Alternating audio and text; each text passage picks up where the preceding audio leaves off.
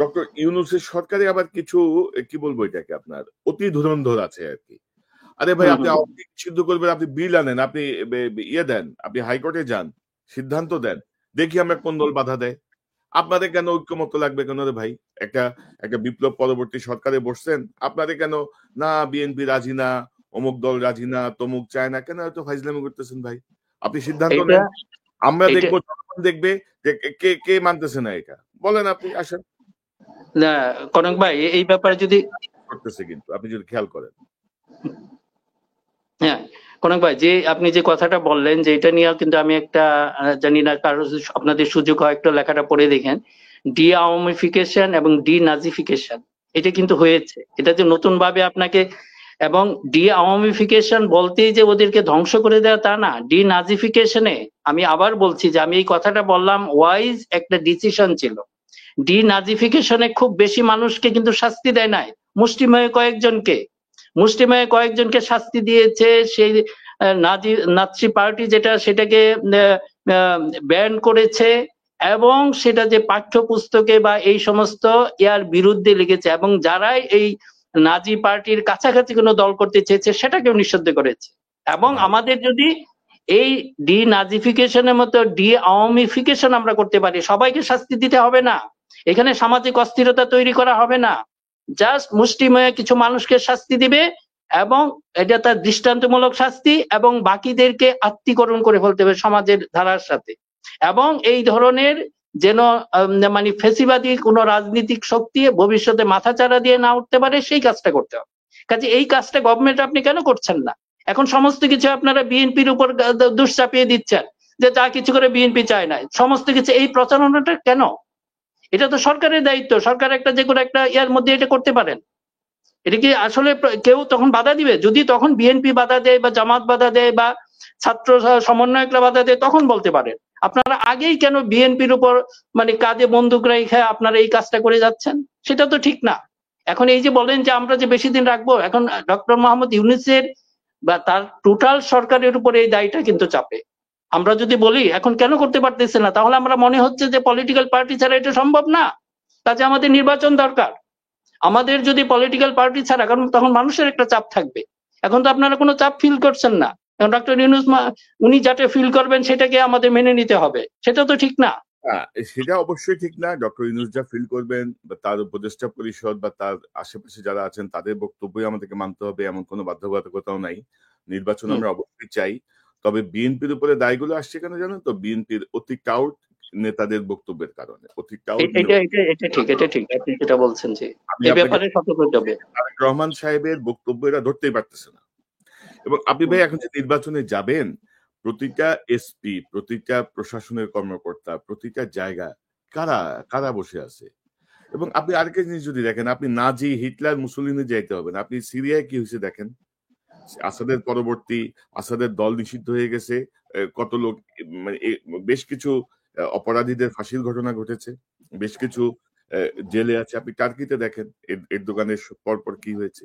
আমাদের এখানে ধরেন আরেক কিছু পণ্ডিত আছে। আমরা আমরা যখন বলি যে আপনি হাসিনার অনুসারী, ধরেন সেনাবাহিনীর 25 জন 30 জন কর্মকর্তা, প্রশাসনের 50 জনকে আপনি কেন সরাচ্ছেন না? না, না, তাহলে প্রশাসন তো বসে যাবে। প্রশাসন কাজ করবে কিভাবে? মানে এইগুলি কনক ভাই একটা ফালতু, এগুলি যেগুলি দেখেন আপনাদের সচিব টচিব এগুলি আসলে কি কাজ করে? ওদের যদি আপনার টোটাল ওয়ার্ক এগুলি নেন, এমন না সচিবের পরে যে কয়েকটা র্যাঙ্ক পরে যে আছে ওকে বসাই দেন, সে খুব ভালোভাবে কাজ করতে পারবে। এমন না যে এগুলি টোটালি, এগুলি আসলে একটা অজুহাত যে আমাদের এইগুলি রাখতে হবে। কাজে আমার মনে হচ্ছে কি যে এই ব্যাপারগুলি আমাদের আসলে চাপ ক্রিয়েট করা উচিত।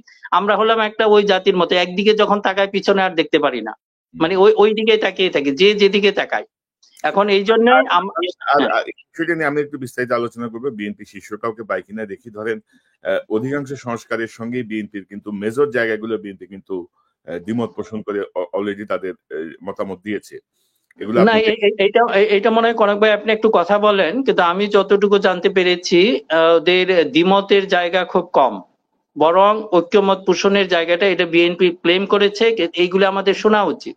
এখন যদি মনে করেন অনেকে সেটা বলছে বিএনপি এই করে নাই সেই করে নাই, এক্স্যাক্টলি আমার মনে হয় যে আরেকজন যারা বিএনপির সিনিয়র লিডার আছেন, আমি অনুরোধ করব আপনার সাথে এসে যেন এই ব্যাপারে আর একটু পরিষ্কার করেন, কারণ এই যে ভাই আপনি এই সংস্কারের সাথে হোয়াই নট আপনি অন্তর্বর্তী সরকারকে বলেন যে আমাদের যে 31 দফা আছে এই 31 দফা সংস্কার তোমরা করে যাও, হুম হুম করে না দাও। এই এই না 31 দফা আমরা দিছিলাম, এই 31 দফা তোমরা এক্সিকিউট করো, তোমরা এটাকে আইনে পরিণত করো, সংবিধানে ঢুকাও, আমাদের কোনো আপত্তি নেই। কেন আপনারা এসে করতে হবে রে ভাই? এখন এই ডায়লগটাই হচ্ছে না। কনক ভাই, আমি এই কথাটাই বলতে চাচ্ছি প্রথমেই। আপনি যে সংসদে যাবেন, আপনি যে সরকারে যাবেন, আপনি কিভাবে নিশ্চিত যে আপনি সংবিধান পরিবর্তনের মতো আপনার সংখ্যাগরিষ্ঠতা থাকবে? আপনি কিভাবে নিশ্চিত যে সেই সময় আপনার কোয়ালিশনে যারা থাকবে তারা পার্শ্ববর্তী রাষ্ট্রের ট্যাবলেট খেয়ে আপনাকে অসহযোগিতা করবে না? কোনো নিশ্চয়তা আছে? নাই। তা এখন যে বিশেষ পরিস্থিতি আপনি বলেন না রে ভাই আমাদের ৩১ দফা তোমরা এটা এক্সিকিউট করে যাও, এটা সংস্কারের মধ্যে ঢুকাও, সেটা আপনারা বলেন না কেন ভাই? না এইটা মনে হয় কি যে আমাদের আসলে কোনো কাজ, ডুইং নাথিং, এক ধরনের এই আমরা জাতি চলে গেছি। আমরা যদি আসলে কিছু কাজ করতাম, যেটা সরকারি হোক বিরোধী দল হল, আপনারা কথা বলেন, এটা একদিন দুই দিনে, এগুলি এত বেশি দিন লাগে না, অনেক কিছু কাজ খুব দ্রুত করে ফেলা যায়, এটা সম্ভব। সংস্কার বলেন অন্য কিছু বলেন, এটাও সম্ভব, সংস্কার অবশ্যই করতে হবে। আর আপনার আওয়ামী লীগকে নিয়ে যে মহব্বত আমরা দেখছি বিভিন্ন দলের মধ্যে, এই মহব্বতই এই অস্থিতিশীল পরিস্থিতির জন্য আওয়ামী লীগকে উৎসাহী করছে কিন্তু। এবং আপনার ধরেন সেনাপ্রধান থেকে শুরু করে মডারেট আওয়ামী লীগ, কি বলে refined Awami League, no chance. এত দেখাইতে হবে না ভাই। এত মানুষ মারার পরে, এত মানুষ গুম হওয়ার পরে তোমাদের এত দরদের কিছু নাই আর কি। আওয়ামী লীগ বিরোধী দলে না থাকলে সরকার দুর্বল হবে, এই জাতীয় ভাবনাও বিএনপির মধ্যে এক গাদা আছে, বুঝছেন তো? আমাদের শক্তিশালী বিরোধী দল লাগবে। পাশাপাশি ধরেন মানে আমরা আশাহত হই কোথায় দেখেন, যে এনসিপি নতুন পার্টিটা, ভাই তোমার ইফতার পার্টি কেন যায় কুরবানিতে করতে হবে?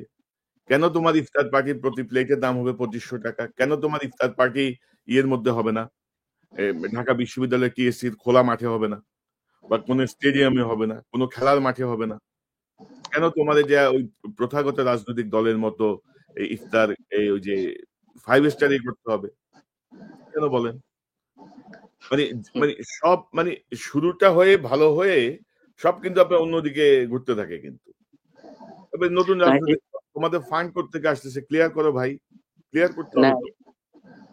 এইটাই কনক ভাই, এই যে যে এটা দেখেন, যে আমি যে কথাটা বললাম, একই জনগোষ্ঠী থেকে কিন্তু আসছে, বিএনপির যে লিডার বলেন, বিএনপির কর্মী বলেন।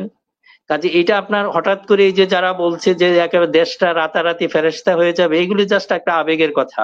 এটা বাস্তবতার মুখোমুখি হলে তখন দেখা যাবে। এখন বিএনপি এগুলি পেরিয়ে এসেছে, সারা দেশে তাদের নেটওয়ার্ক ছড়িয়ে আছে, এখানে সব ফেরেশতা না, অনেক শয়তান বদমাশ, সবাইকে নিয়ে পার্টি করতে হয়। একই অবস্থা এই এনসিপি যে বলেন তাদেরকেও করতে হবে। জামাত একটু তুলনামূলক ভালো আছে, এরা কিন্তু সংখ্যাটা রেস্ট্রিক্ট করে, তাদের কোয়ালিটি মেনটেন করতে যায়, কোয়ান্টিটি কমিয়ে রাখে। আজকে দেখেন জামাত সংখ্যা বাড়িয়ে দেয়, কালকে একই অবস্থা হবে। কাজেই এগুলি একজন আরেকজনকে বুঝতে চেষ্টা করে, এটা অনেকটা গুলি রাজনৈতিক সমস্যা না, এগুলি সামাজিক সমস্যা। মানে ভাই ৫৪ বছর ধরে এই একই ধারা, এই ৫ বছর পরে এক সরকার আসবে, ৫ বছর পরে এই দুর্নীতি করছে, এই টর্চার করছে, এই মামলা দিচ্ছে, আবার বদলাও, আবার আসো, আবার কাহিনী। আমাদেরকে একটা ধারায় আসতে হবে। এই যে British law, court system, police system সব চেঞ্জ। মানে এরা কিন্তু এখনো ধরেন আমি জানি না আসলে ৮ মাস ধরে কি চলতেছে সেটাও ক্লিয়ার না। এই মতামত দফায় দফায় বৈঠক, এত ফাইজলামি করারও কিছু নাই ভাই। মানে সিদ্ধান্ত নিতে এত কিছু লাগে না। মানে তাদের কনক ভাই এই জন্য বা অন্যান্য রাজনৈতিক দল যে সংখ্যায় আছে, এই অন্তর্বর্তী সরকারের কিছু লোকের বোধহয় আপনার গদির বসে আরাম পেয়ে গেছে। সংস্কারে এত সময় লাগার কোনো কারণই নাই রে ভাই, এত দীর্ঘসূত্র সংস্কারে যাওয়ারও সুযোগ নাই। না এই তো এখন আপনার পয়েন্টে এসেছেন। এখন যদি এরকম হয়, আমাদেরকে যদি ওদের দৃশ্যমান কিছু সংস্কার দেখাতে পারতো। আপনি দেখেন বিচারপতি লতিফুর রহমানের সরকার ১২ ঘন্টায় যা দেখিয়েছে, আমরা তো দেখেন ৮ মাসে ওরকম দেখান নাই। আপনারা যদি দেখাতেন, ঠিক আছে আমরা এই কাজ করেছি, কিন্তু আপনারা বলতেছেন পরবর্তী সরকার করবে না, কিন্তু আপনারাই কি করেছেন? কাজে এইভাবে আমাদের সময় নষ্ট করে লাভ কি? আমার প্রশ্নটা এখানে। আর এই যে বলতেছেন এগুলি আসলে সামাজিক সমস্যা, আমাদের যেহেতু তো নৈতিক সমস্যা, এটা হলো সামাজিক রাজনৈতিক সমস্যা বলে আমরা মনে করতেছি। যেই ক্ষমতায় যাবে সেই একই কাজ করবে। যদি এই সামাজিক সমস্যা এই সামাজিক গ্রুপগুলি আমরা যদি দূর না করি, এখন এইখানে আমাদের কাজ করতে হবে। আমরা শুধু বলতেছি বিএনপি কে দেনা না, বিএনপির জায়গায় অন্য কেউ হলে সে একই কাজ করবে। যদি আমাদের এই নৈতিক বা এবং সামাজিক গ্রুপগুলি আমরা দূর না করি এবং এগুলো আগে আইডেন্টিফাই করতে হবে এবং সেই জায়গায় কাজ করতে হবে। এই যে এটা অহেতুক বলছেন যে আমি আবারও বলি যে বিএনপির অবস্থাটার জন্য বিএনপি দায়ী। বিএনপির কিছু অতি অর্বাচীন বাচাল নেতারা যেসব কথা বলে মানুষকে বিভ্রান্ত করছে, তারা যে ধারায় কথা বলতে চাচ্ছে সেই ধারা নতুন প্রজন্ম সেই ধারাকে সমর্থন করে না। এবং আওয়ামী লীগ 2009 সাল থেকে এত ট্যাবলেট খাওয়ানোর পরেও এই নতুন প্রজন্মই বমি করে সব ফেলে দিছে। তো এসব বলে লাভ নাই। বিএনপির নেতাদেরকে সংযত কথা বলতে হবে, পজিটিভ কথা বলতে হবে। সে পজিটিভ লাইনে না আসলে মানে কোনো পক্ষে কোনো সমর্থন পাওয়ার কোনো সুযোগ নাই। আবার ধরেন সরকারের মধ্যে আবার আপনি আর জিনিস দেখেন না ভাই, এই যে অপদার্থ উপদেষ্টা গুলারে নিয়ে বিএনপির পক্ষ থেকে এই পর্যন্ত কঠোর কোনো বক্তব্য আছে যে ভাই এর যে বসাইছো এটা সব গোলাই ফেলতেছে। বিএনপি বসে আছে কোথায় জানেন তো, যে আওয়ামী লীগ সরকার ক্ষমতায়, তারা যদি ফেলিয়ার হয় এটা আমাদের পক্ষে যাবে। ভাই ইউনূস সরকারের কোনো ফেলিয়ার আপনার পক্ষে যাবে না, কিন্তু এটা দেশের ক্ষতিকর হবে, দেশের জন্য ক্ষতিকর হবে। মির্জা ফখরুল ইসলাম আলমগীর বোধহয় 2 সপ্তাহ আগে বলছে উপদেষ্টাদেরকে রিশাফেল করেন, কিছু বাদ দেন, নতুন এটা আপনি 8 মাসের মাথায় কথা বলতেছেন, কিন্তু 15 দিনের মাথায় তো বলা যায় যে এই অপদার্থ কিছু করতে পারতেছে না, এর খাসলত খারাপ। আপনি বলেন না কেন রে ভাই? তো এইসব ওই মানে কি বলবো, মানে পুরান ধারার এইসব পেঁচাপেচি করে আমাদেরকে বিভ্রান্ত করা যাবে না বা অন্যদেরকে বিভ্রান্ত করা যাবে না। পসিবল বা পাওয়ার ইন ওয়েটিং হচ্ছে BNP, power in waiting BNP, সেটাকে নষ্ট করার দরকার নাই তো বিএনপি, তাই না? আপনারা ইনশাআল্লাহ কাজগুলো করতে পারবেন না, সেই কাজগুলো আপনারা ইউনূস সাহেবের মাধ্যমে হাত করাই ফেলেন। যে 31 দফা সংস্কার আপনারা কয়টা করতে পারবেন ক্ষমতায় গেলে? করাই নেন না ইউনূস সাহেবকে দিয়ে, যে এই আমাদের প্রস্তাবগুলো আপনারা সংস্কারে ঢুকাই আপনারা এক্সিকিউট করে দেন। গুড, হয়ে যাক।